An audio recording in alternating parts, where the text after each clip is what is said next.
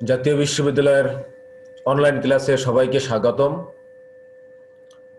আমি মোহাম্মদ খলিলুর রহমান, সহকারী অধ্যাপক, হিসাব বিজ্ঞান বিভাগ, জাতীয় বিশ্ববিদ্যালয়।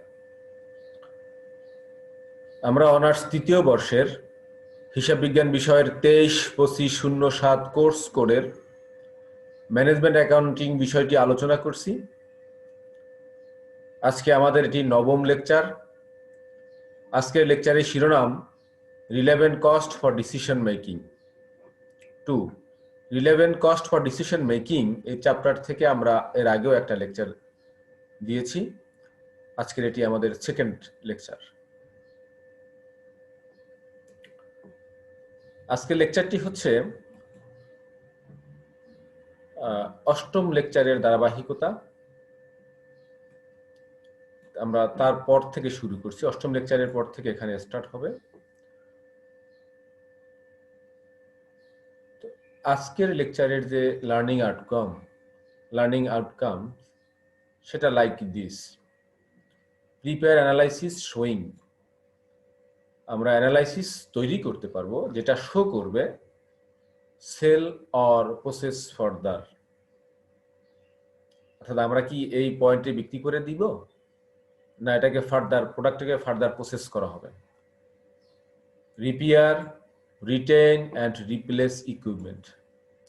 এক্সিস্টিং যে ইকুইপমেন্ট রয়েছে, এক্সিস্টিং যে মেশিনটা রয়েছে, আমরা কি সেই মেশিনটা রিটেইন করব না নতুন করে একটা ইকুইপমেন্ট রিপ্লেস করব এক্সিস্টিং মেশিনের, অথবা নতুন করে একটা ইকুইপমেন্ট রিপ্লেস করব এক্সিস্টিং ইকুইপমেন্টের, সে বিষয়ে সিদ্ধান্ত নেওয়ার বা কিভাবে সিদ্ধান্ত নেব সেটা আমরা অ্যানালাইসিস করতে পারবো।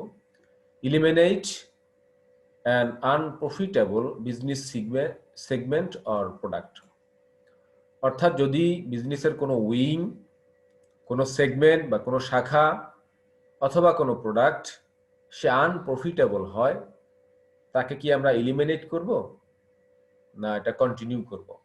অর্থাৎ এটা লস, আনপ্রফিটেবল অথবা লস হওয়া সত্ত্বেও আমরা কি প্রোডাক্টটাকে কন্টিনিউ করব, এটাকে ডিসকার্ড করব অথবা এলিমিনেট করে দেব। And allocate limited resources. যে রিসোর্স রয়েছে, রিসোর্স তো অ্যাভেলেবেল নাও থাকতে পারে, এটা লিমিটেড।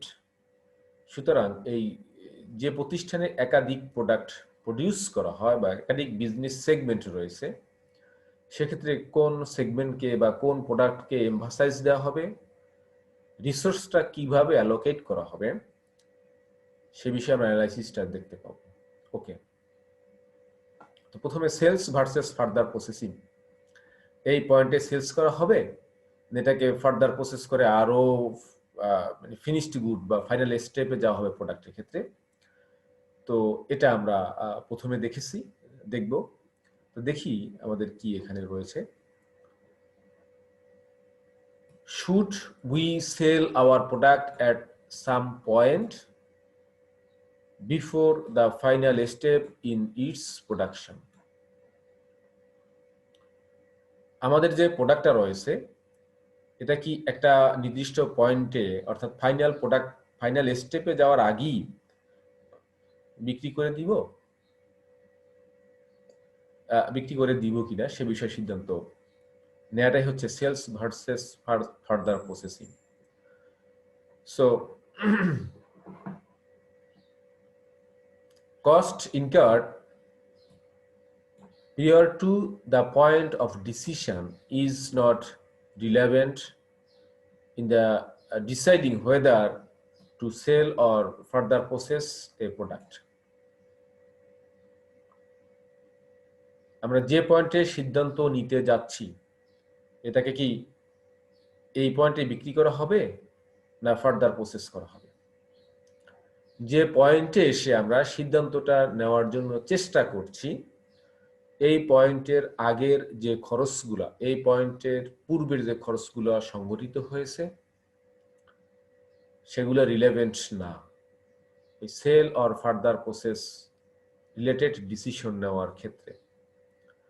অর্থাৎ যে পয়েন্টে আমরা সিদ্ধান্ত নিব তারপরে যদি এরপরে আমরা ফার্দার প্রসেস করব, কি করব না। সুতরাং ফার্দার প্রসেসিং কস্ট আর ফার্দার প্রসেস করার ফলে যে ইনক্রিমেন্টাল আমার রেভিনিউটা আসবে, সেই ইনক্রিমেন্টাল রেভিনিউ এবং ফার্দার প্রসেসিং কস্ট হচ্ছে আমাদের রিলেভেন্ট কস্ট বা সিদ্ধান্ত নেওয়ার ক্ষেত্রে আমাদের কনসিডারিং বিষয়।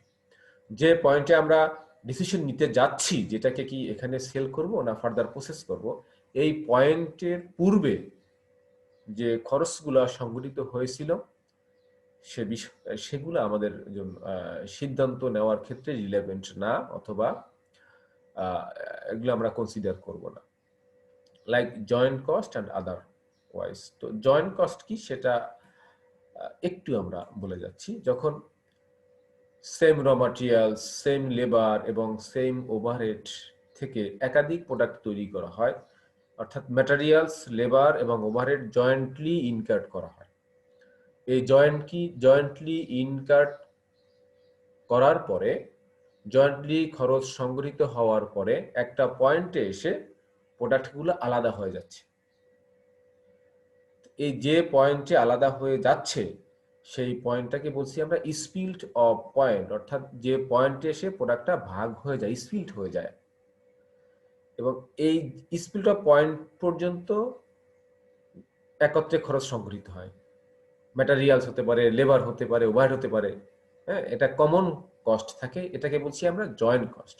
সো এই জয়েন্ট কস্ট আমাদের কনসিডার করার বিষয় না। জয়েন্ট কস্ট অ্যালোকেটেড হওয়ার পর এটাকে আমরা কি ফার্দার প্রসেস করব না সেল করব।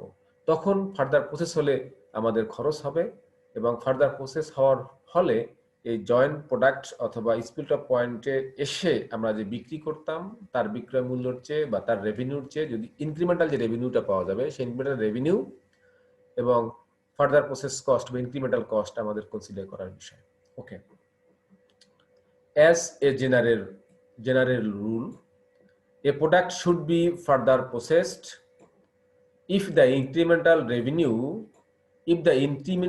revenue from processing is exceed the incremental processing cost, যেটা অলরেডি আমি বলে ফেলেছি, আমরা আলোচনা করে ফেলেছি যে জেনারেল রুলস হচ্ছে যদি ইনক্রিমেন্টাল রেভিনিউ অর্থাৎ স্পিল্ট অফ পয়েন্টের পরে আমরা যদি ফার্দার প্রসেস করতে যাই, তো যে পয়েন্টে আমরা বিক্রি করতে চাই সেই পয়েন্টের যে রেভিনিউ, সেই রেভিনিউর সাথে ফার্দার প্রসেস করার পর যে রেভিনিউ হবে, এই দুইটার যে ডিফারেন্স, যে পরিমাণ রেভিনিউ ইনক্রিমেন্ট হয়, যে পরিমাণ রেভিনিউ ইনক্রিজ হয়, সেই ইনক্রিমেন্টাল রেভিনিউটা যদি ফার্দার প্রসেসিং কস্টের চেয়ে অথবা জয়েন্ট স্পিল্ট অফ পয়েন্টের পরে যে খরচটা করা হয় যাকে আমরা ফার্দার প্রসেসিং কস্ট বলি অথবা এডিশনাল কস্ট বলে থাকি, সেই ইনক্রিমেন্টাল কস্টের চেয়ে যদি ইনক্রিমেন্টাল রেভিনিউ বেশি হয় তাহলে আমরা প্রোডাক্টটাকে ফার্দার প্রসেস করবো। এটা হচ্ছে জেনারেল রুল এই sale or further processing decision নেওয়ার ক্ষেত্রে। ওকে, আমরা একটা এক্সাম্পলের মাধ্যমে এটা দেখার চেষ্টা করছি। Sawmill incorporation cards logs from which unfinished lumber and sawdust are the immediate joint product. সমিলেতে কাঠ কাটা হয়, এখানে তার এক্সাম্পল দেওয়া আছে। তো সে তৈরি করছে বা লগস মানে কাঠ কেটে সে তৈরি করছে আনফিনিশড লাম্বার, যাকে আমরা গাছের কি বলি তক্তা বলতে পারি, এ জাতীয় কিছু একটা তক্তা বা খুঁটি, লোকাল ল্যাঙ্গুয়েজে আমি এটা টার্মটা ইউজ করলাম, কাঠ কেটে যেটা বের করা হয় এটা তৈরি হচ্ছে। অ্যান্ড সডাস্ট, এবং সডাস্ট মিন্স হচ্ছে গাছের গুঁড়ি, ওই কাটার ফলে যে ছোট ছোট ছোট ছোট গুঁড়োগুলো বেরিয়ে আসে। আর ইমিডিয়েট জয়েন্ট প্রোডাক্ট, এই দুটো হচ্ছে ইমিডিয়েট জয়েন্ট প্রোডাক্ট, এটা লাম্বার আর হচ্ছে সডাস্ট। তো unfinished lumber is sold as is or processed further into finished lumber. এই আনফিনিশড লাম্বারকে আমরা এই অবস্থায় বিক্রি করতে পারি অথবা ফিনিশড লাম্বারেও আমরা কনভার্ট করতে পারি, প্রসেস করতে পারি। and sawdust can also be sold as is to gardening wholesaler or processed further into presto logs. যেটা সডাস্ট রয়েছে সেটাও অ্যাজ ইজ অবস্থায় আমাদের সেল করার সুযোগ রয়েছে, অথবা ফার্দার প্রসেস করার পর এটাকে প্রেস্টো লক্স নামে আমরা প্রডিউস করতে পারি। প্রেস্টো লক্স হচ্ছে বেসিক্যালি আগুন জ্বালানোর জন্য এক ধরনের যে মানে গাছের গুঁড়ি দিয়ে এটা তৈরি করা হয়ে থাকে সেটা। সুতরাং গাছের গুঁড়িটাকে আমরা যে ছোট ছোট ছোট ছোট যেগুলা বেরিয়ে আসছে, যেগুলা কাটার ফলে যেটা এডিশনালি বের হয়, এটা কি অ্যাজ ইজ বিক্রি করা যেতে পারে, অথবা প্রেস্টো লক্স কনভার্ট করে বিক্রি করা যেতে পারে, এবং আনফিনিশড লাম্বারকেও ওই অবস্থায় বিক্রি করার সুযোগ রয়েছে, অথবা এটাকে ফিনিশড লাম্বারেও প্রসেস করে ফার্দার প্রসেস করার সুযোগটা রয়েছে। এখন সিদ্ধান্ত নিতে হচ্ছে যে আমরা কি ফিনিশড লাম্বারে কনভার্ট করব, সডাস্টকে কি আমরা প্রেস্টো লক্সে কনভার্ট করব, বা ফার্দার প্রসেস করব, না এখানেই অ্যাজ ইজ অবস্থা সেলস করে দিব। তো আমরা একটা অঙ্কের মাধ্যমে, একটা এক্সাম্পলের মাধ্যমে এটা দেখার চেষ্টা করছি। সেল অর প্রসেস ফার্দার, এটা কন্টিনিউশন হচ্ছে। Data about sawmill joint product includes, অর্থাৎ জয়েন্ট প্রোডাক্ট বলতে তারা কাঠ কেটে লাম্বার তৈরি করছে এবং সডাস্টও বেরিয়ে আসছে, সো দুইটা হচ্ছে জয়েন্ট প্রোডাক্ট। তো এই দুইটা প্রোডাক্টের ইনফরমেশন এখানে দেয়া রয়েছে, দেখি পাচ্ছি। So sales value at the split off point, lumber 150 per log and sawdust 40 per log. আমরা স্পিল্ড অফ পয়েন্ট কি সেটা প্রিভিয়াস স্লাইডে একটু হলেও বলেছিলাম, একটু আবার আমরা বলে নিচ্ছি। স্পিল্ড অফ পয়েন্ট হচ্ছে যে পয়েন্টে এসে জয়েন্ট কস্ট থেকে প্রোডাক্টগুলো আলাদা হয়ে যায়। জয়েন্ট কস্ট কি, অর্থাৎ একাধিক প্রোডাক্ট তৈরি হচ্ছে একই জয়েন্টলি বা কমন খরচের দ্বারা। ম্যাটেরিয়ালস, লেবার, ওভারহেড, এই তিন ধরনের খরচই হতে পারে। এই তিন ধরনের খরচ দিয়ে একত্রে প্রোডাক্ট প্রডিউস হয়, এবং যে জায়গায় এসে আর জয়েন্টলি খরচ করা হয় না, কমন খরচ করা হয় না, ইন্ডিভিজুয়ালি খরচটা সংগঠিত হবে পরবর্তীতে যদি আমরা প্রসেস করতে যাই। তো যে পয়েন্টে সেটাকে আমরা আলাদা করেছি, ডিভাইড করেছি, স্পিল্ট অফ করেছি, তাকেই বলছি আমরা স্পিল্ট অফ পয়েন্ট। তো স্পিল্ট অফ পয়েন্টে এসে লাম্বারকে বিক্রি করা যাচ্ছে $140, এবং সডাস্টকে আমরা বিক্রি করতে পারছি শুধু $40 per log. Per log lumber 140 and per log sawdust 40. Okay. Sales value after further processing, যদি এই লাম্বারকে অ্যাজ ইজ অবস্থায় বিক্রির মূল্য ছিল 140, অ্যাজ ইজের চেয়ে যদি আমরা ফার্দার প্রসেস করি, ফিনিশড লাম্বারে কনভার্ট করি, তাহলে এটা বিক্রি করা যাচ্ছে $270, এবং সডাস্টকে আমরা বিক্রি করতে পারছি $50। যদি এটাকে প্রেস্টো লগে আমরা পরিণত করতে চাই ফার্দার প্রসেস করার পরে, তাহলে এটার বিক্রয় মূল্য হবে তখন $50। Allocated joint product cost $176 and $24. That means lumber spelled of পয়েন্টে অথবা অ্যাজ ইজ অবস্থায় যদি আমরা বিক্রি করতে যাই, তখন লাম্বারের কস্ট হচ্ছে 176 এবং সডাস্টের কস্ট হচ্ছে only $24। Cost of further processing, যদি এটাকে ফার্দার প্রসেস করতে যাই, লাম্বারের ফার্দার প্রসেসিং কস্ট হবে $50 পার লক, অ্যান্ড সডাস্টের ফার্দার প্রসেসিং কস্ট হচ্ছে $20 per log. This is the information.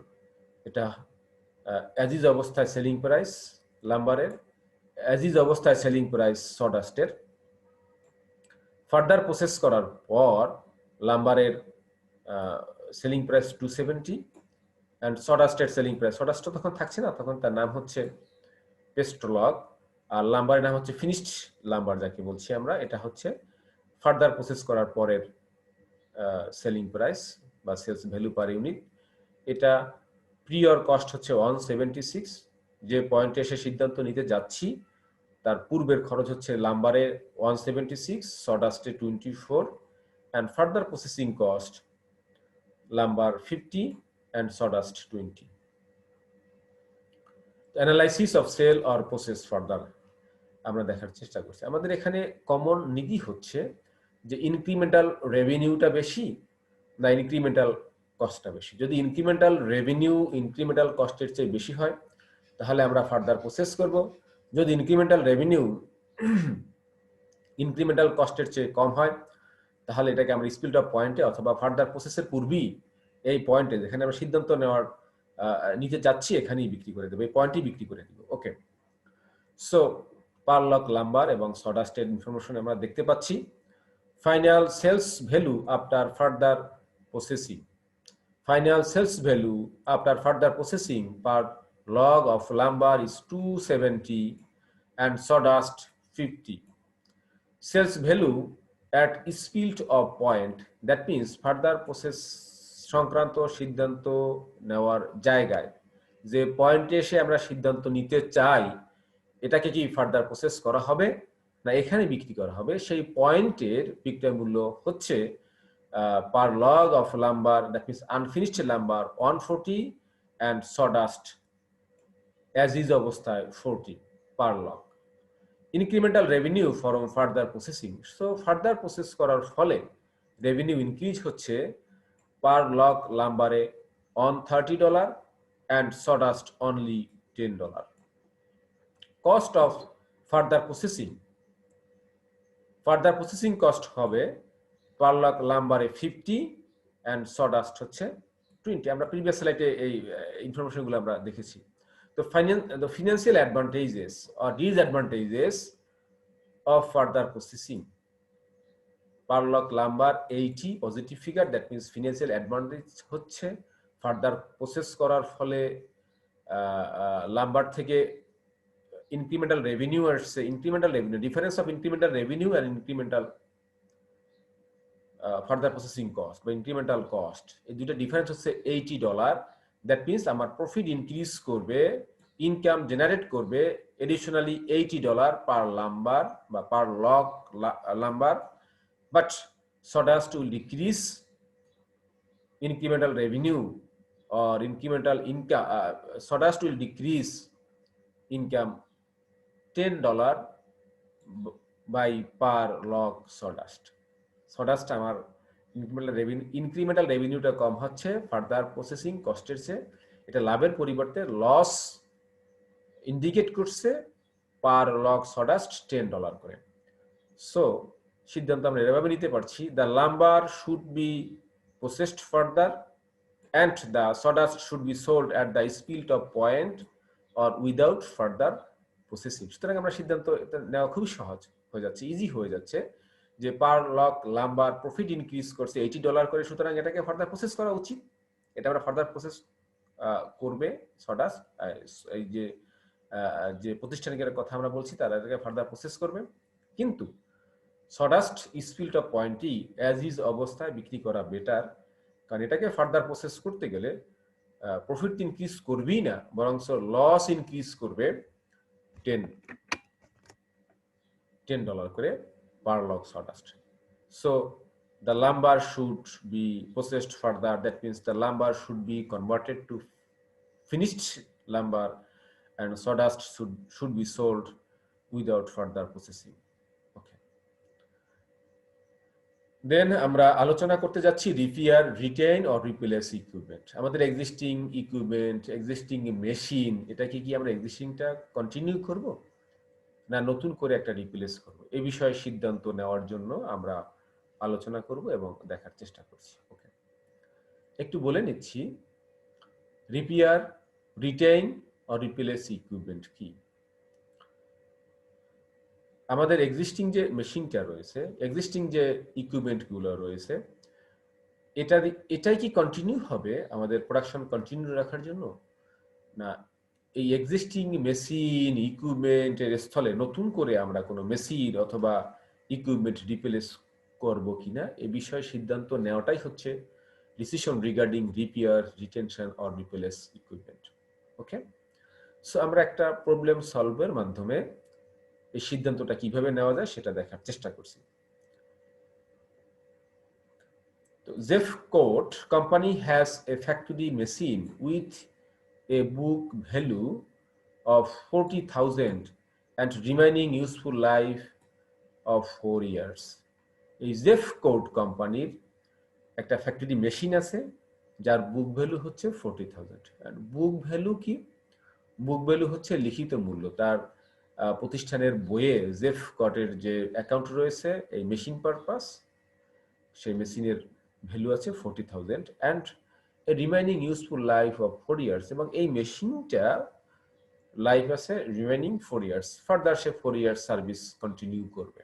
Okay, it is considering replacing this machine with a new machine. একটা চিন্তা ভাবনা করা হচ্ছে যে এই মেশিনটার জায়গায় একটা নতুন মেশিন রিপ্লেস করা যায় কিনা, সেটা বিষয়ে আলোচনা চলছে, কনসিডারিং চলছে, সিদ্ধান্ত নেওয়ার বিষয় চলে আসছে।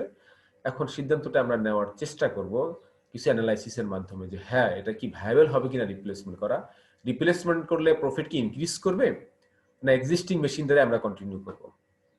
ওকে,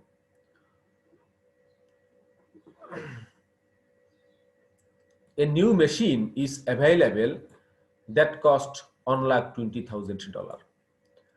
তো এই রিপ্লেসিং এর সিদ্ধান্ত নেওয়ার জন্য যখন চিন্তা করা হচ্ছে তখন যে মেশিন দ্বারা এই এক্সিস্টিং মেশিনটাকে রিপ্লেস করা হবে, তো নতুন মেশিন যেটা পাওয়া যাচ্ছে তার ভ্যালু হচ্ছে $1,20,000। It is expected to have zero salvage value, এর কোনো স্যালভেজ ভ্যালু থাকবে না, অর্থাৎ ইউজ করা শেষ হয়ে গেলে এটা কোনো বিক্রয় মূল্য নাই। At the end of its 4 year useful life, এটারও ইউজফুল লাইফ 4 ইয়ার্স।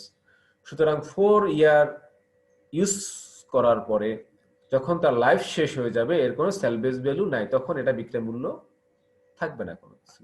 যে মেশিনটা নতুন করে বাজারে পাওয়া যাচ্ছে রিপ্লেসমেন্ট করার জন্য তার ক্রয় মূল্য হচ্ছে $1,20,000, but it has no salvage value at the end of 4 year useful life, এটারও useful life 4 years.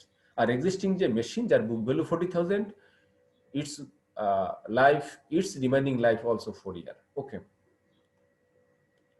if the new machine is acquired, variable manufacturing costs are expected to be decreased from $1,60,000 to $1,25,000 annually, and the old unit will be scrapped.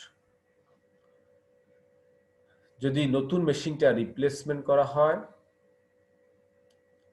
তাহলে এখন existing যে পুরাতন মেশিনটা আছে সেই মেশিনটার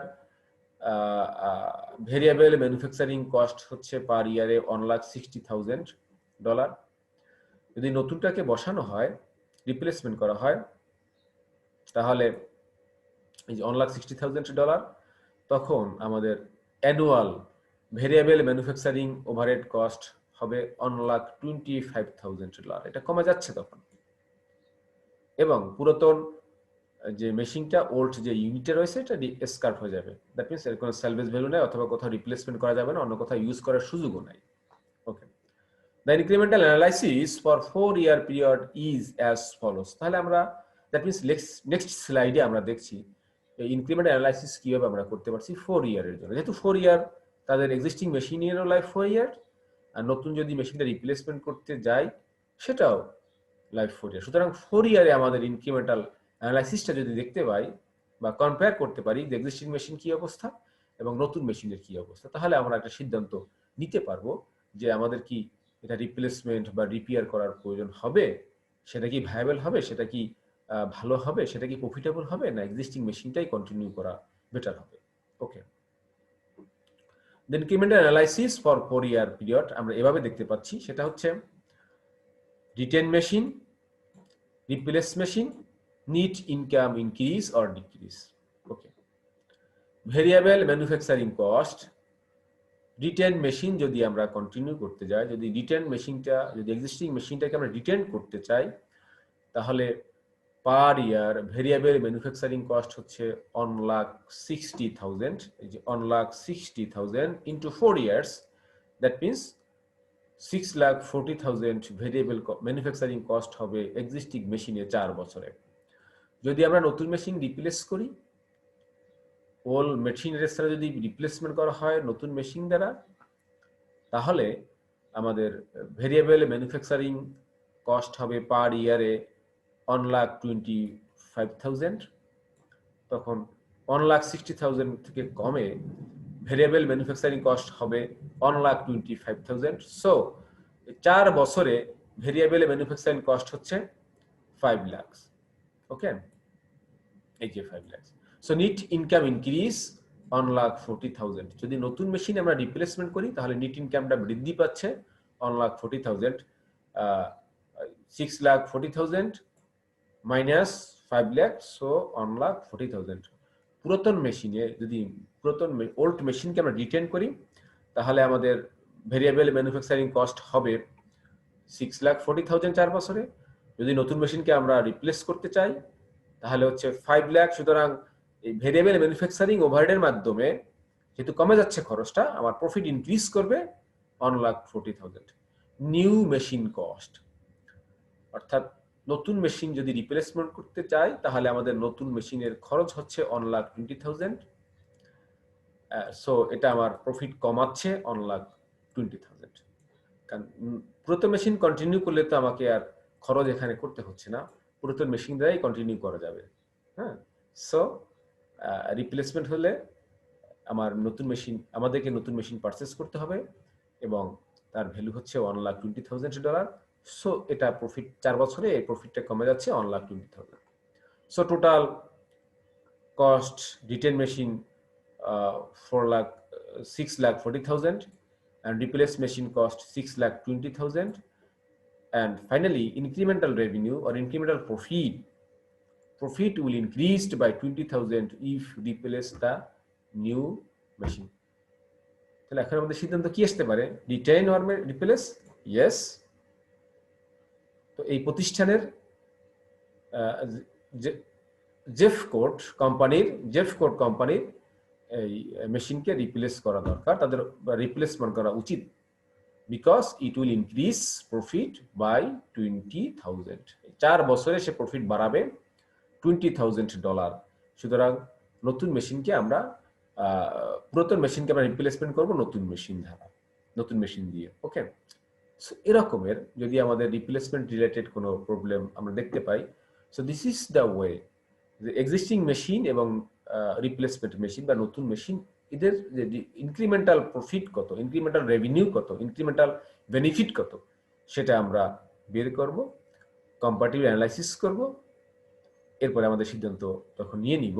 যদি আমাদের প্রফিটকে ডিক্রিজ করে তাহলে আমরা এক্সিস্টিং মেশিনকে কন্টিনিউ করব, যদি রিপ্লেসমেন্ট করার ফলে প্রফিট ইনক্রিজ করে তাহলে আমরা পুরাতন মেশিনকে নতুন মেশিন দ্বারা রিপ্লেসমেন্ট করব। So this is the way to make a decision regarding retain or replace. Retain means old মেশিনকে বা ওল্ড ইকুইপমেন্টকে ধরে রাখা, রিপ্লেস মিন্স হচ্ছে ওল্ড মেশিনের জায়গায় নতুন মেশিন রিপ্লেস করা। ওকে,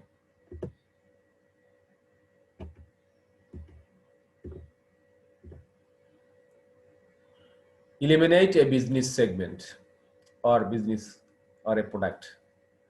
যখন একাধিক বিজনেস সেগমেন্ট থাকে, একাধিক বিজনেসের শাখা থাকে বা একাধিক প্রোডাক্ট থাকে, তো যদি কোনো প্রোডাক্ট আনপ্রফিটেবল হয় বা লস কন্টিনিউ করে তাহলে সেই সেগমেন্টকে, বিজনেসের সেই সেগমেন্টকে বা সেই প্রোডাক্টকে আমরা ইলিমিনেট করব কিনা, সেই বিষয়ে সিদ্ধান্ত কিভাবে নিব সেই বিষয় নিয়ে আমরা এখন আলোচনা করছি।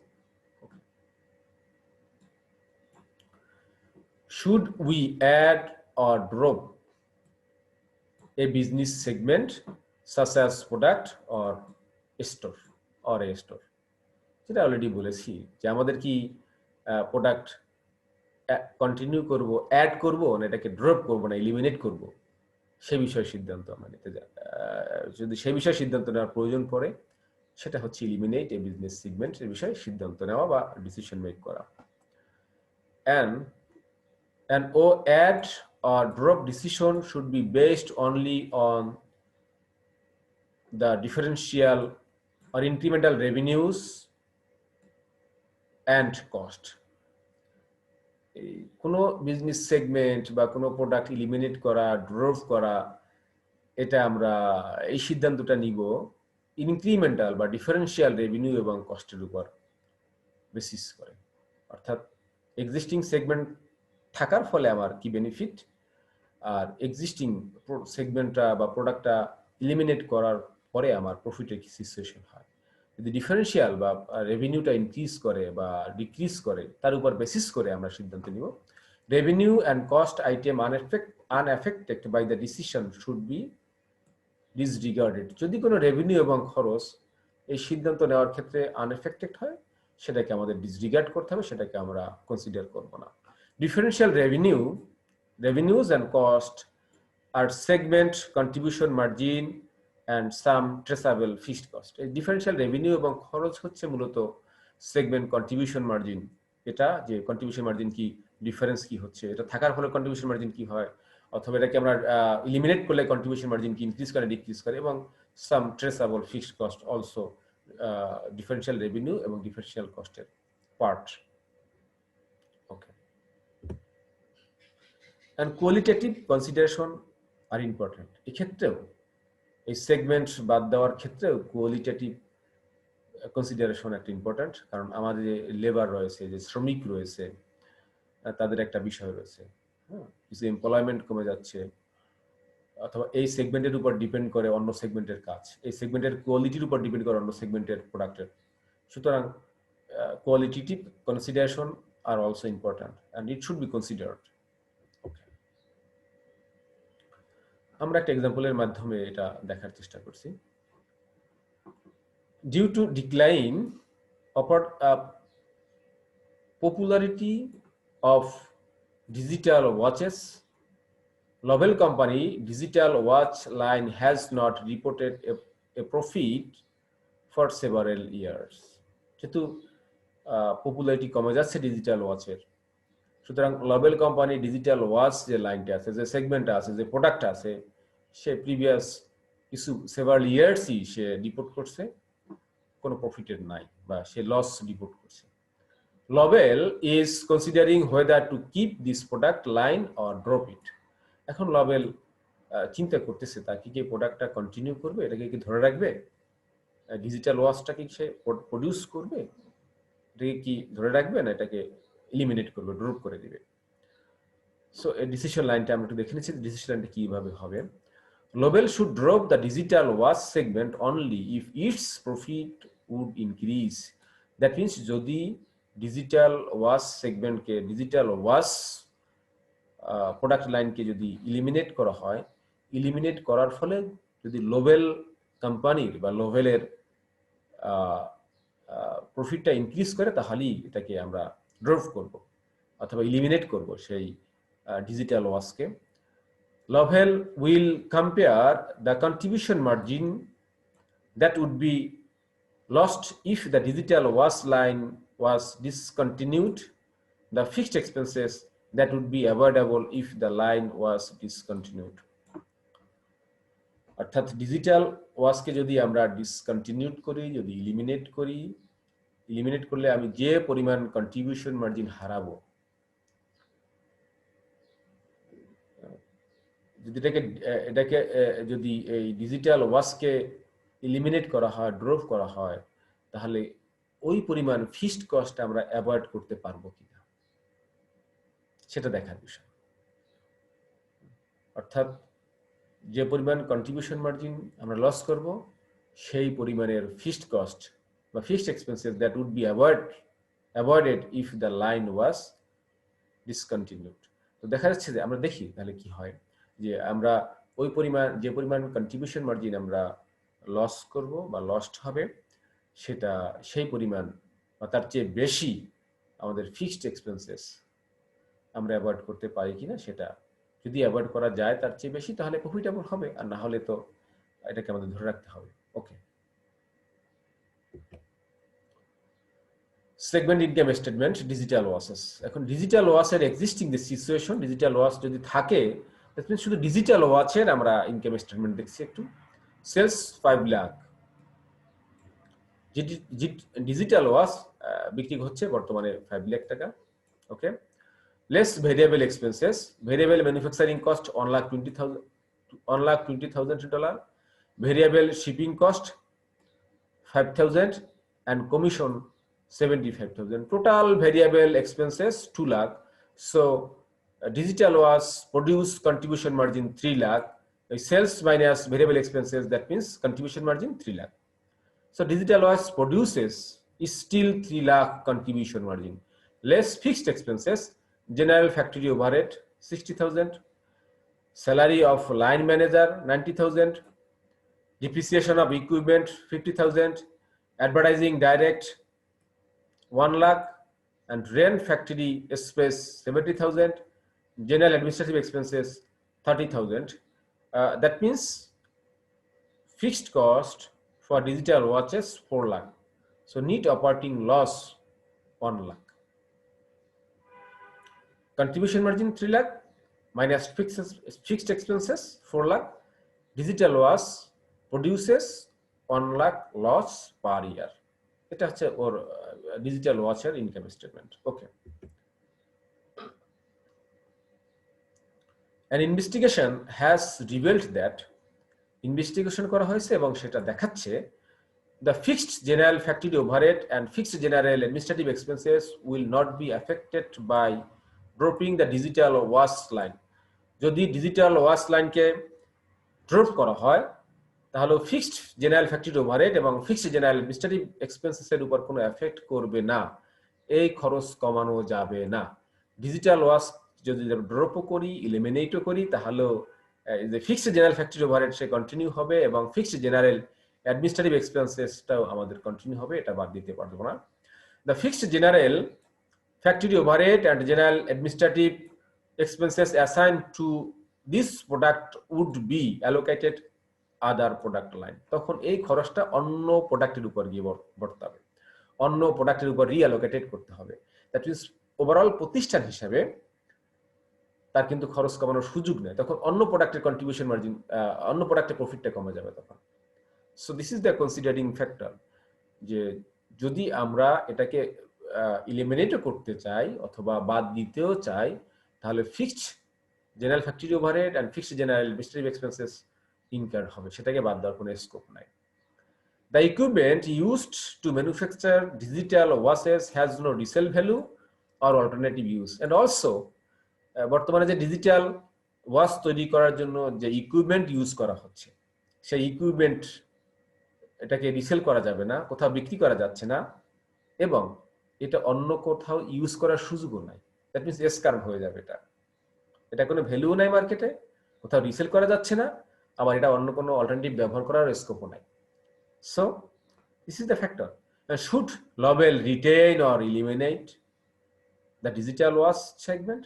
তাহলে সে কি এটা ধরে রাখবে না ইলিমিনেট করবে? তার কি করা উচিত?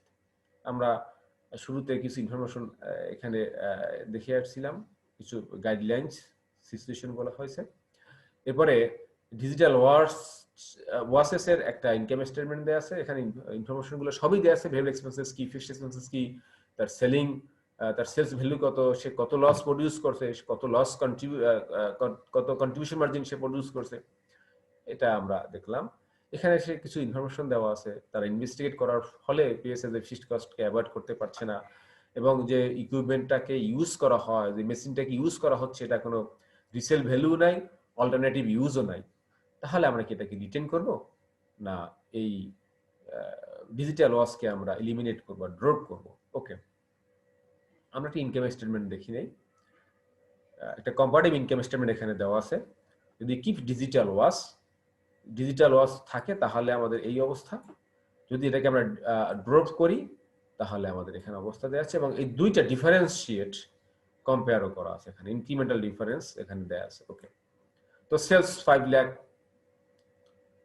যদি আমরা ডিজিটাল ওয়াচ আমরা কন্টিনিউ করি তাহলে সেলস হচ্ছে 5 লাখ। যদি ডিজিটাল ওয়াচকে আমরা ড্রপ করতে চাই তাহলে সেলস হচ্ছে না, দ্যাট মিন্স আমার লস হচ্ছে বা ডিফারেন্সিয়াল নেগেটিভ ফিগার আসছে 5 লাখ। লেস ভেরিয়েবল এক্সপেন্সেস, যদি ডিজিটাল ওয়াচকে আমরা কন্টিনিউ করি তাহলে ভেরিয়েবল এক্সপেন্সেস হবে 2 লাখ, যেটা আমরা দেখে আসছি already, manufacturing expenses, shipping and commission. Okay, and যদি আমরা এটাকে ড্রপ করি তাহলে এই খরচগুলো হচ্ছে না, যেহেতু ভেরিয়েবল এক্সপেন্সেস, এটাকে আমরা অ্যাভয়েড করতে পারছি। সুতরাং ডিফারেন্স পজিটিভ ফিগার হচ্ছে 2 লাখ, অর্থাৎ 2 লাখ খরচ কমে যাবে যদি আমরা ডিজিটাল ওয়াচকে ড্রপ করি। Okay, and contribution margin digital watch now produces 3 lakh contribution margin, আর যদি আমরা ডিজিটাল ওয়াশকে বাদ দেই তাহলে কন্ট্রিবিউশন মার্জিন কমে যাচ্ছে 3 লাখ। এখানে সে পজিটিভ ফিগার কন্ট্রিবিউশন মার্জিন, এখানে contribution margin negative figure. Less fixed expenses, general factory overhead, এটা ধরে রাখলেও আমাদের এই খরচটা সংগঠিত হবে। আর যদি এটাকে বাদ দেই তাহলেও বলা ছিল যে জেনারেল ফ্যাক্টরি ওভারহেডকে আমরা অ্যাভয়েড করতে পারবো না, এটা কন্টিনিউ হবে। সুতরাং এর মাধ্যমে আমার কোনো প্রফিট কমাচ্ছেও না বাড়াচ্ছেও না। So general factory overhead. Then salary of line manager, যেহেতু লাইন ম্যানেজার মিনস হচ্ছে for digital wash line purposes বা ডিজিটাল প্রোডাক্ট লাইন ম্যানেজারের খরচ, এটাকে আমরা অ্যাভয়েড করার সুযোগ আছে। এখানে খরচটা হচ্ছে, এখানে খরচটা হচ্ছে না, সুতরাং ইট উইল ইনক্রিজ প্রফিট বা রেভিনিউ 90,000। দেন ডিপ্রিসিয়েশন, আমাদের স্পষ্ট বলা ছিল যে ডিজিটাল ওয়াশের যে ইকুইপমেন্ট ইউজ করা হচ্ছে তার রিসেল ভ্যালুও নাই, অল্টারনেটিভ ইউজ করার স্কোপও নাই। সুতরাং এটা প্রডিউস যদি কন্টিনিউ হয় তাহলেও ডিপ্রিসিয়েশনটা হবে, এটাকে যদি আমরা ড্রপ করি ডিসকার্ড করি তাহলেও ডিপ্রিসিয়েশনটা হচ্ছে। সুতরাং এর ফলে আমার প্রফিট ইনক্রিজও হচ্ছে না ডিক্রিজও হচ্ছে না। দেন অ্যাডভার্টাইজিং ডাইরেক্ট, অ্যাডভার্টাইজিং কস্টটাকে আমরা আমাদের বাদ দেওয়ার সুযোগ আছে। যদি আমরা এটা কন্টিনিউ করি তাহলে বিজ্ঞাপন হচ্ছে, কন্টিনিউ না করলে বিজ্ঞাপন হবে না, সুতরাং প্রফিট ইনক্রিজ করার একটা স্কোপ আছে, অ্যাভয়েড করা যাচ্ছে ফিক্সড কস্টটা। রেন্ট ফ্যাক্টরি স্পেস, এটাকেও অ্যাভয়েড করার সুযোগ আছে। এই ফ্যাক্টরি স্পেসকে আমরা কন্টিনিউ করলে খরচটা হচ্ছে, আর কন্টিনিউ না করলে বাদ দেওয়ার সুযোগ আছে, সুতরাং it increase 70,000 profit. And general administrative expenses 30,000, এই জেনারেল অ্যাডমিনিস্ট্রেটিভ এক্সপেন্সেসকে আমরা অ্যাভয়েড করতে পারবো না। যদি কিপ ডিজিটাল ওয়াশকে আমরা এলিমিনেট করি তাহলেও এটাকে অ্যাভয়েড করার সুযোগ নাই, সুতরাং এটা আমার কন্ট্রিবিউশন মার্জিন বাড়াবেও না বা কমাবেও না, এটা আমার প্রফিট বাড়াচ্ছেও না কমাচ্ছেও না, বাদ দিলেও যা অবস্থা বাদ না দিলেও একই অবস্থা। সো টোটাল ফিক্সড এক্সপেন্সেস হচ্ছে 4 lakh. If keep the digital washes, total fixed expenses will be incurred 4 lakh. If digital washes drove out, then total fixed cost also incurred 1,40,000. অর্থাৎ প্রোডাক্টকে ড্রপ করলেও আমাদের খরচ হবে, ফিক্সড কস্ট হবে 1,40,000। তো নিট অপারেটিং লস, যদি digital ওয়াশেসকে আমরা ধরে আগাই, এটাকে ধরে রাখি, এটাকে রিটেন করি, কন্টিনিউ করি, তাহলে লস হচ্ছে পার ইয়ারে $1,00,000।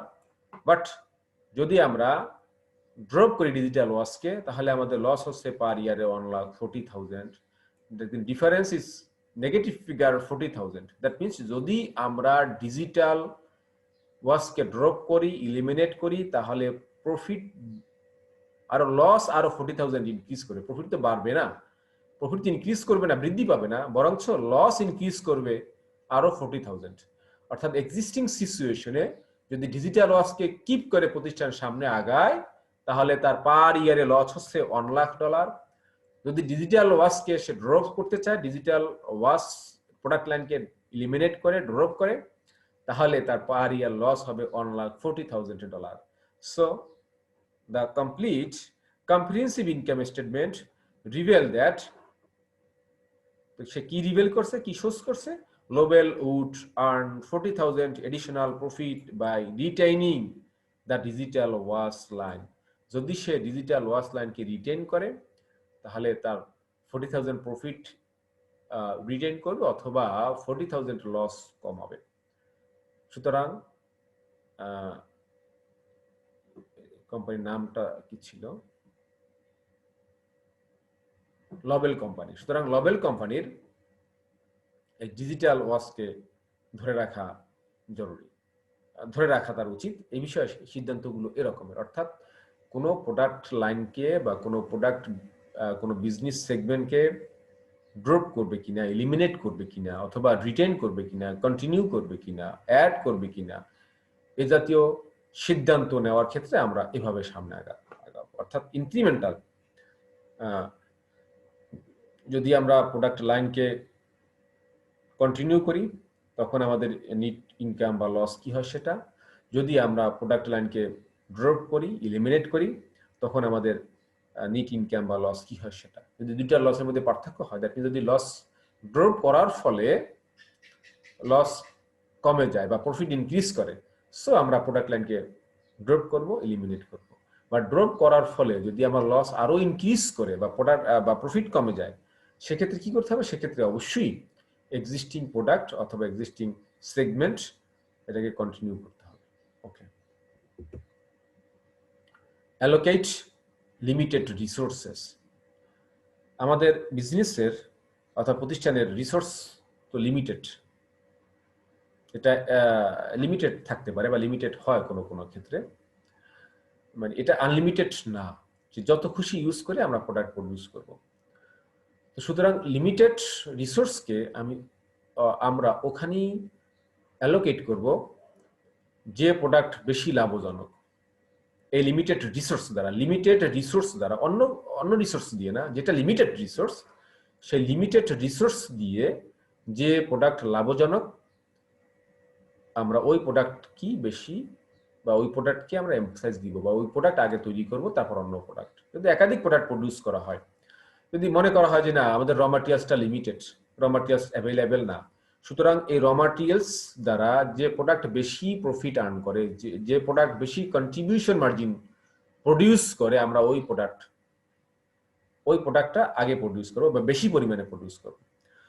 যদি লেবার লিমিটেড ফ্যাক্টর হয় বা লিমিটেড রিসোর্স হয়, তাহলে লেবার যে প্রোডাক্ট অল্প লেবার ইউজ করে বেশি কন্ট্রিবিউশন মার্জিন প্রডিউস করে, আমরা ওই প্রোডাক্টকে বেশি লেবার ইউজ করব।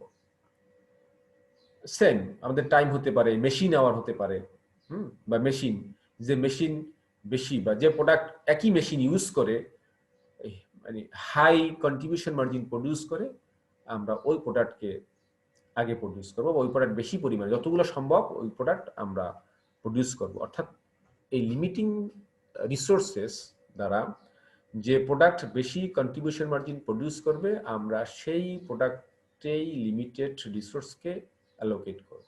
ওকে, অ্যালোকেট লিমিটেড রিসোর্স মিনস হচ্ছে যে রিসোর্স লিমিটেড সেটা আমরা কোথায় অ্যালোকেট করব।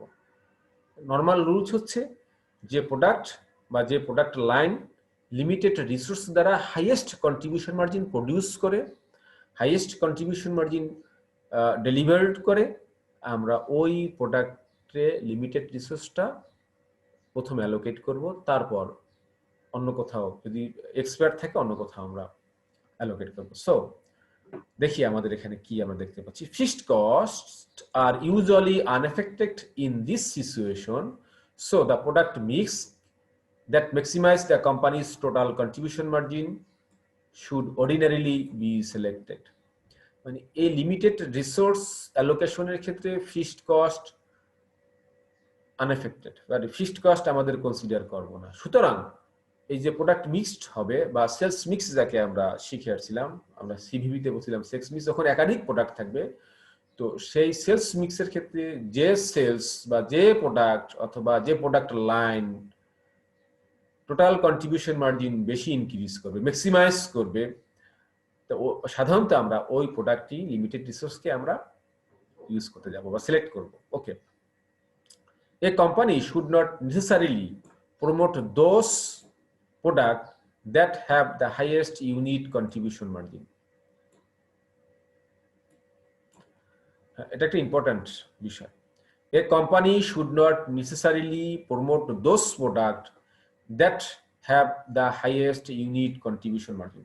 কোম্পানি শুধু যে প্রোডাক্ট হাইয়েস্ট কন্ট্রিবিউশন মার্জিন বা highest unit contribution margin product করে তাকে প্রমোট করার দরকার নাই, সেটা প্রমোট করা খুব জরুরি না। But rather total contribution margin will be maximize, total contribution, unit contribution margin না, বা total contribution margin will be maximized by promoting those product or accepting those orders that provide the highest contribution margin in relation to the constraining resources বা limited resources. Limited resource use করে যে product highest contribution margin produce করবে, highest contribution margin provide করবে, তো তো সেটা নিয়েই কোম্পানির প্রমোট করা উচিত, অথবা সেই প্রোডাক্ট কি প্রমোট করা উচিত, সেই প্রোডাক্ট সেই অর্ডারই অ্যাকসেপ্ট করা উচিত যে product highest contribution margin produce করবে, ম্যাক্সিমাইজ করবে কোম্পানির ক্ষেত্রে, এবং যেটা আমাদের লিমিটেড রিসোর্স, যে লিমিটেড রিসোর্স ইউজ করে কোম্পানির বা প্রতিষ্ঠানের ওভারঅল কন্ট্রিবিউশন মার্জিন ম্যাক্সিমাইজ করবে, সে বিষয়ে প্রমোট করা উচিত, সে বিষয়ে জোর দেওয়া উচিত। আমি একটু আবার রিভিউ করছি আবার, অর্থাৎ unit contribution margin does not matter.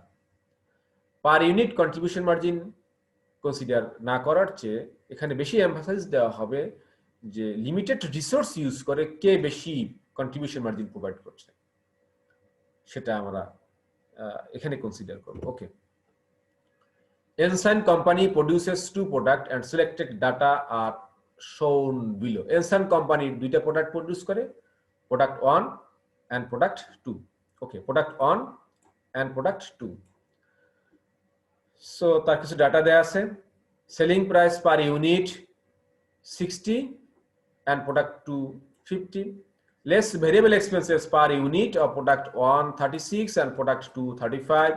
So contribution margin per unit of product A 24 and product B 15। সুতরাং আমরা যদি খালি চোখে দেখি ইউনিট বেসিসে, তাহলে product 1 contribution margin 24 and product 2 contribution margin only 15। That means product 1 produces higher contribution margin rather than product 2।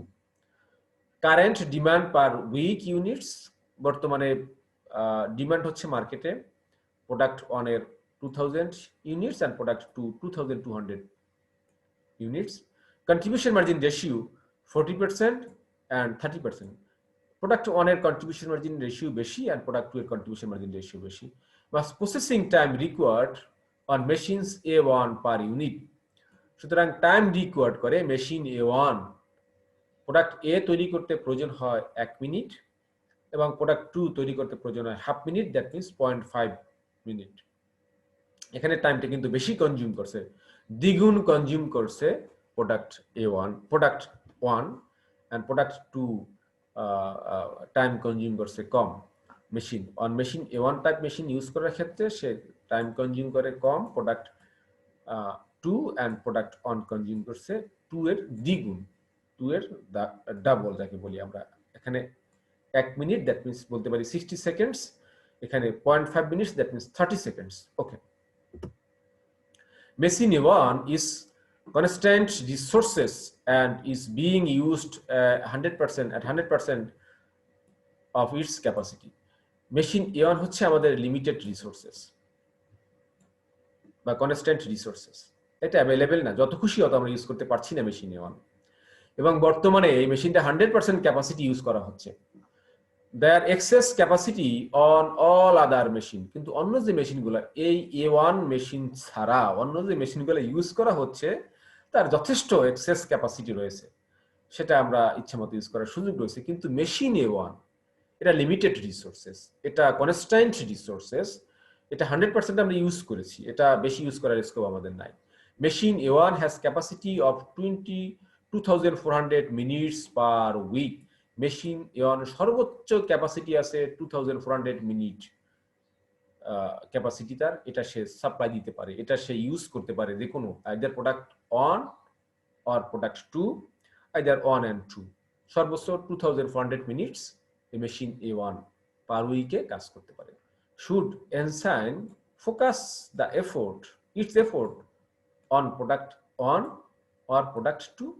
এখন সে product কি 1 এ এমফাসাইজ দিবে না প্রোডাক্ট 2 এ দিবে? দ্যাট মিন্স যেটা আমাদের রিসোর্সেস, যেটা আমাদের লিমিটেড রিসোর্সেস বা কনস্ট্যান্ট রিসোর্সেস মেশিন A1, সেই মেশিন A1 দ্বারা কি প্রোডাক্ট 1 প্রথম প্রডিউস করা হবে না প্রোডাক্ট 2 প্রডিউস করা হবে? অর্থাৎ আমরা প্রোডাক্ট 1 কি ফুল মাত্রায় প্রডিউস করব না প্রোডাক্ট 2 ফুল মাত্রায় প্রডিউস করব? ওকে, এটা আমাদের সিদ্ধান্ত নেওয়ার বিষয় যে আমাদের লিমিটেড রিসোর্স যেটা আছে সেটা আমরা কোথায় অ্যালোকেট করব, প্রোডাক্ট 1 এ না product 2 A. Okay, The key is the contribution margin per unit of the constant or limited resources. The key in these cases, the contribution margin per unit of the constant or limited resources. Contribution margin per unit on the basis of limited resources, not contribution margin per unit.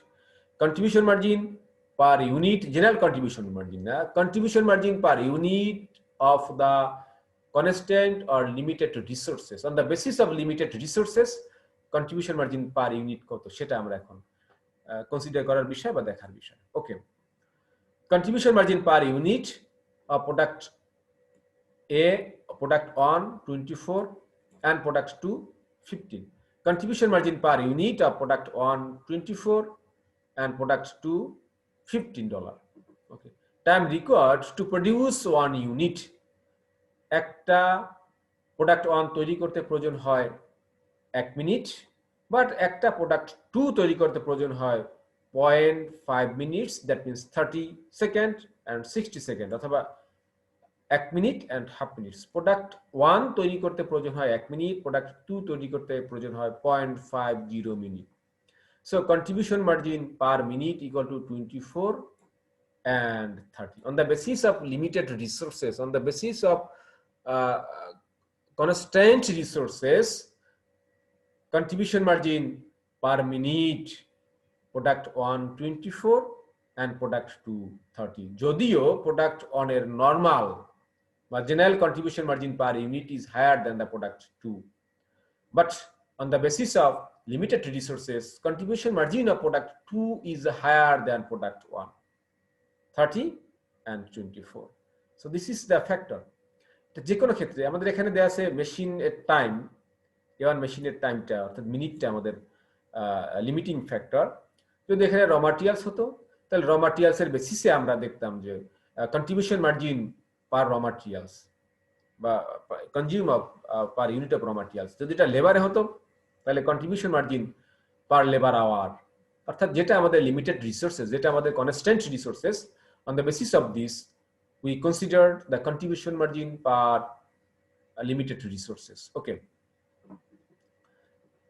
এখন Ensign should emphasize product 2 because it generates a contribution margin of 30 per minute of the constant resources relative to 24 per minutes of product 1.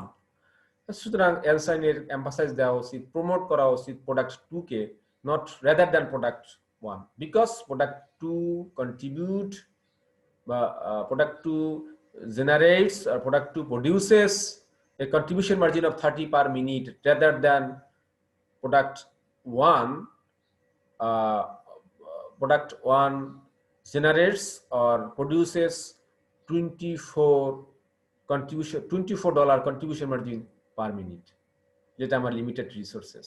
Okay, so Ensign can maximize its contribution margin by first producing product 2 to meet customer demand and then using the remaining capacity to produce product 1. প্রথমে Ensign promote করবে product 2 produce করতে। Product 2 কাস্টমারের যে demand আছে সেটা meet করার পর, সেটা ফুলফিল করার পর, then using remaining capacity to produce product 1. Then machine যে 1 রয়েছে তার ক্যাপাসিটিকে ইউজ করা হবে প্রোডাক্ট 1 তৈরি করার ক্ষেত্রে। প্রথম অ্যালোকেট করা উচিত Ensign-এর প্রোডাক্ট 2 তৈরি করতে। প্রোডাক্ট 2 যে কাস্টমারের যে ডিমান্ড আছে, বাজারে যে তার যে ডিমান্ড রয়েছে সেটা সম্পূর্ণ প্রডিউস করার পর প্রোডাক্ট 1 প্রডিউস করা উচিত। অর্থাৎ এই মেশিন A1 যখন অ্যালোকেট করা হবে, প্রথম অ্যালোকেট করা হবে প্রোডাক্ট 2 এ। প্রোডাক্ট 2 এর কাস্টমারের যে ডিমান্ড সেই পরিমাণ প্রডিউস করার পর যদি এক্সেস থাকে, মেশিন A1 এর ক্যাপাসিটি থাকে, ওই ক্যাপাসিটি দিয়ে আমরা প্রডিউস করব, ওই ক্যাপাসিটি দিয়ে Ensign প্রডিউস করবে product 1. The calculation would be performed as follows. আমরা ক্যালকুলেশনটা নেক্সট স্লাইডে দেখছি। Okay, allocating constant resources, machine A1. Okay, weekly demand for product 2. আমরা আগের স্লাইডে বলে আসছি যে প্রোডাক্ট 2টা তৈরি করে বেশি, কারণ প্রোডাক্ট 2 এর কন্ট্রিবিউশন মার্জিন বেশি on the basis of limited resources. Product 2 এর ডিমান্ড হচ্ছে 2200 units, and time required per unit is 50.50 minute. Time required হচ্ছে 50.50 মিনিট, অর্থাৎ 30 সেকেন্ড বলতে পারি আমরা, এটা রিকোয়ার্ড হচ্ছে। সুতরাং total time required to make product 2, total time required to produce or to make product 2 1100 minute, অর্থাৎ প্রোডাক্ট 2 তৈরি করতে, প্রোডাক্ট 2 প্রডিউস করতে 1100 মিনিট প্রয়োজন। প্রথমে অ্যালোকেশন করা হবে 1100 minute to product 2। Total time available 2400, total time পাওয়া যাচ্ছে 2400 মিনিটস, আমরা উপরে দেখাচ্ছিলাম। Time used to make product 2 1100, the available for product A1 1300 minutes। প্রথমে আমরা প্রোডাক্ট 2 তে অ্যালোকেট করলাম 1100 মিনিটস, কারণ 1100 তার সর্বোচ্চ বা মার্কেট ডিমান্ড আছে 2200 ইউনিটস।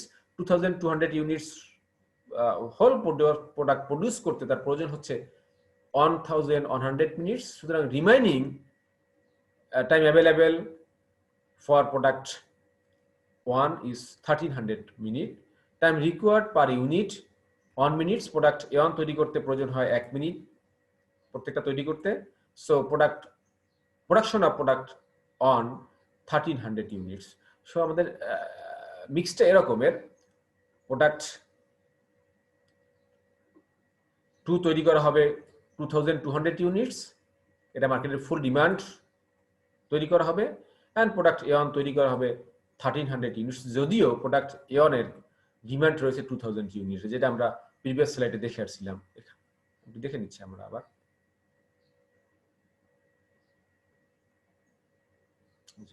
কারেন্ট ডিমান্ড, যে current demand per week units 2000 and 2200। আমরা 2200 যেহেতু প্রোডাক্ট 2 এর demand contribution margin per unit on the basis of limited resources or constant resources, সুতরাং আমরা 2200 ইউনিটস আগে তৈরি করে নিব, তারপর যে পরিমাণ আমাদের এক্সিস্টিং রিসোর্স রয়েছে সেটা দ্বারা, যদিও তার ডিমান্ড বেশি 2000 ডিমান্ড, কিন্তু আমরা এটা সব ডিমান্ড তৈরি করতে পারছি না, কারণ আমাদের রিসোর্স লিমিটেড রয়েছে, that means machine A1 limited রয়েছে।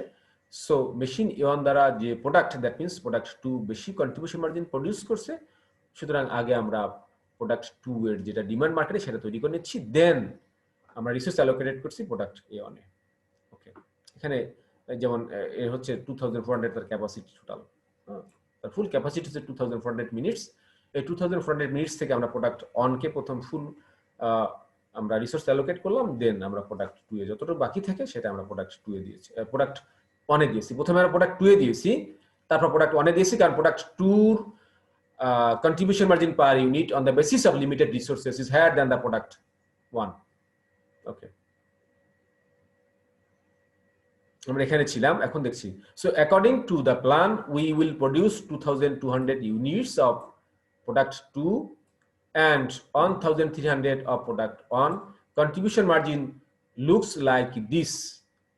So production and sales, product on 1300, আমরা প্রিভিয়াস স্লাইডে দেখেছিলাম যেহেতু লিমিটেড ফ্যাক্টর, সুতরাং এটা আমরা আগে তৈরি করেছি আমরা product 2 2200, then product 1 1300 units, and contribution margin per unit product 1 24 and product 2 15 per unit, কিন্তু এটা on the basis of limiting factor না, per unit contribution margin product 1 24 and product 2 15।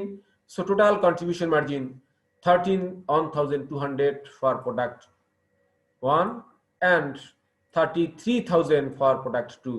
So the total contribution margin for Ensign is 64,200. এক্ষেত্রে তার মোট contribution margin হচ্ছে 64,200। So শিক্ষার্থীবৃন্দ, আমরা দেখলাম যে how to allocate limited resources আর how to allocate constant resources. যদি কোনো রিসোর্স কনস্ট্যান্ট হয়, লিমিটেড হয়, অ্যাভেলেবেল না থাকে, তাহলে লিমিটেড রিসোর্স ইউজ করে on the basis of limited resources which product produces highest আর হায়ার কন্ট্রিবিউশন মার্জিন, আমরা ওই প্রোডাক্টটাকে আগে তৈরি করব, ওই প্রোডাক্ট লাইনকে আমরা আগে তৈরি করব যে প্রোডাক্ট লিমিটেড রিসোর্সের বেসিসে হাইয়েস্ট কন্ট্রিবিউশন মার্জিন কন্ট্রিবিউট করে। ওকে, সো আমরা একটু অ্যাট এ গ্লান্সে যদি দেখার চেষ্টা করি তাহলে আমরা এভাবে দেখতে পাচ্ছি।